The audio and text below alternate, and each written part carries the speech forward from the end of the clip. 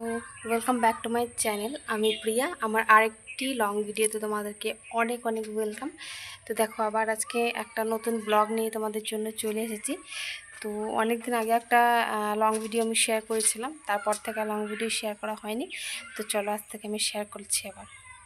আমার ঠাকুর পুজো দিয়ে কমপ্লিট হয়ে গেছে, আর এখন প্রায় অনেকটা বেজে গেছে, প্রায় 11:30 পেরিয়ে গেছে।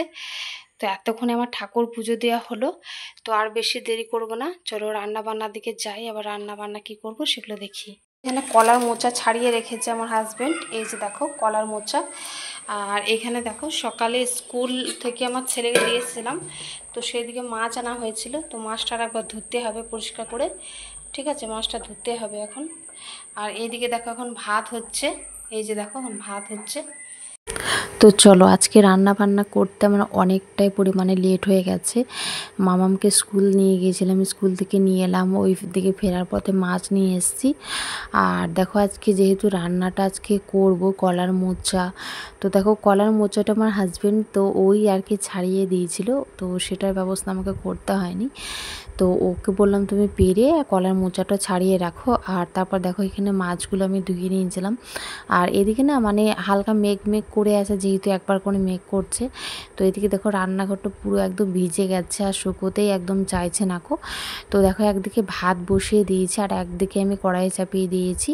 এদিকে হচ্ছে আমি মাছগুলো আর কি মানে ভাজাভাজি আর কি হচ্ছে। তো ওই মাছ, ফুলকপি, আলু দিয়ে একটা তরকারি বানাবো, আর কলার মোচাটা বানাবো। আর দেখি আর কি হয়। তো আমার হাজব্যান্ড বলছিল ও পটল পোস্ত আর কি বানাবে, তো পটল পোস্ত করব। তো সত্যি বলছি, পটল পোস্ত এর আগে আমি কোনোদিন খাইনি। ওই পটল আলু কষিয়ে রান্নাটা আমি খেয়েছিলাম, কিন্তু আমার হাজব্যান্ডের কথা শুনে যে পটল পোস্ত রান্নাটা আমি করলাম, সত্যি অসাধারণ খেতে। পটল পোস্তটা খুব সুন্দর খেতে, কিন্তু আমি এর আগে কোনোদিন খাইনি, তো খেয়ে বেশ ভালোই লেগেছে।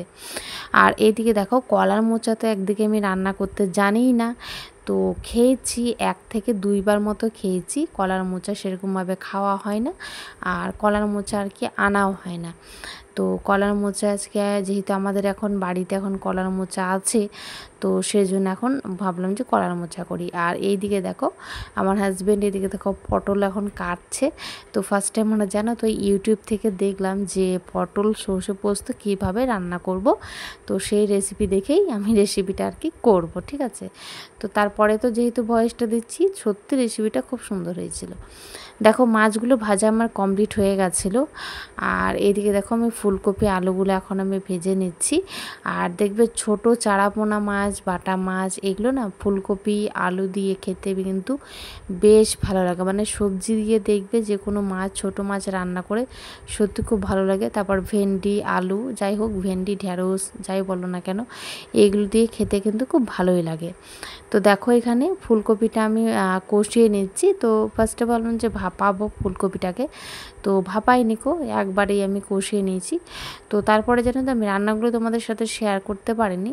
তো দেখো এখানে আমি কিছু একটুকু ভিডিও আমি তোমাদের সঙ্গে এডিট করে রেখেছি, যে দেখো আমি যা যা রান্না করেছি, তো সেগুলো তোমাদেরকে দেখিয়ে দিলাম, যা যা এখানে রান্না করেছিলাম, ঠিক আছে?